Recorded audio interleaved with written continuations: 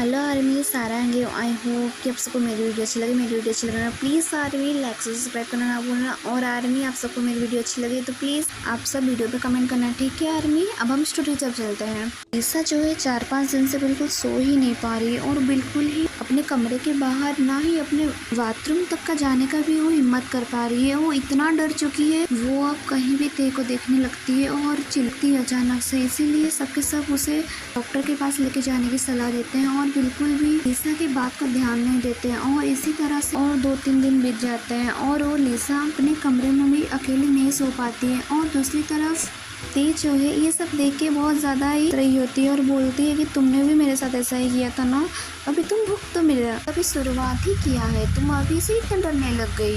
पिछले 4-5 दिन से लिसा जो है सही सोने की कोशिश करती और जैसे ही आंखें अपनी बंद करती वैसे ही उसे तेज की आवाज़ सुनाई देती और अपने कानों में आवाज़ ऐसी लगती कि उसके कानों में गूंज रही है।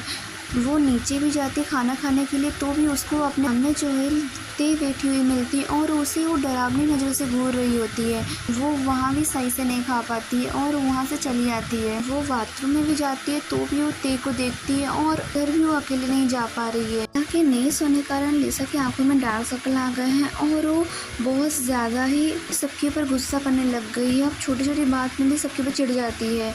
अभी तो धीरे धीरे घर की एक बार अचानक से सामान फेंकने लग जाती है, कभी कभार चिल्लाने लग जाती है और कभी कभी मांगना और रोने लग जाती है। लिसा की ऐसी हालत देख के सबके सब टेंशन हो रहा था, पर जंगकुक जो है वो वहीं साइड में खड़े होके वो भी कि अभी तक तुमने सच नहीं बोला किसी को और तुम्हें इतना डराने के बाद भी नहीं बोल रही हो, तो ठीक है तुम तो बोलो सच। दूसरा भी तरीका है जिससे तुम सच बोलोगी। दूसरा तरीका जो है वो बहुत ज़्यादा ही दर्दनाक है। ऐसा बोलते ही जंगकुक के मुंह में हल्का सा स्माइल आ जाता है और बोलते हैं मॉम, मैंने इसे कितनी बार बोला कि डॉक्टर के पास चलते हैं पर ये चल ही नहीं रही है। पता नहीं इसे 4-5 दिन से क्या हो गया है और ये अचानक से ऐसे कैसे हो गई है। इतना गुस्से से बोलती है कि मैं ठीक हूँ, मुझे कुछ भी नहीं हुआ है और क्यों डॉक्टर के पास जाऊँ। जंगकुक वहीं बोलता है कि यदि तुम ठीक हो तो अचानक से तुम चिल्लाने क्यों लग जाती हो और फिर तोड़-फोड़ क्यों करती हो। लिसा बोलती है कि मुझे ते दिख रही है और मुझे तुमसे दूर रहने का बोलती रहती है। जंगकुक बोलते हैं कि ते तुम्हें कैसे दिख रही है और ते वो मुझे खुद ही छोड़ के चली गई थी ना, तो मुझे उससे दूर रहने के लिए कैसे बोल सकती है और मुझे क्यों नहीं दिख रही है वो। ऐसा बोल के जंगकुक जैसे लिसा की तरफ घूरने लगते हैं तब फिर लिसा बोलती है मुझे क्या पता वो ऐसा क्यों कर रही है। जंगकुक जो है अंदर से बहुत ज़्यादा गुस्सा आ रहा था और बोल रहा था उन्हें लिसा को एक थप्पड़ लगा और वो अपने गुस्से को शांत करके आराम से उधर खड़े रहते हैं और लिसा की बातें सुनते रहते हैं। लिसा के झूठ बोलने के बाद से ही लिसा को जो है हर टाइम तेज जो उसके आसपास ही नजर आती है और उसे बोलती रहती है कि तुम सच नहीं बोल रही हो, तुम अभी भी झूठ बोल रही हो सबसे, तुम्हें शायद तो जिंदा रहने का कोई शौक नहीं है। ऐसा उसके आसपास बोलती रहती है और लिसा जो है वो की वजह से उसके गले से आवाज़ तक नहीं निकलती है, ऐसी उसकी हालत हो चुकी थी।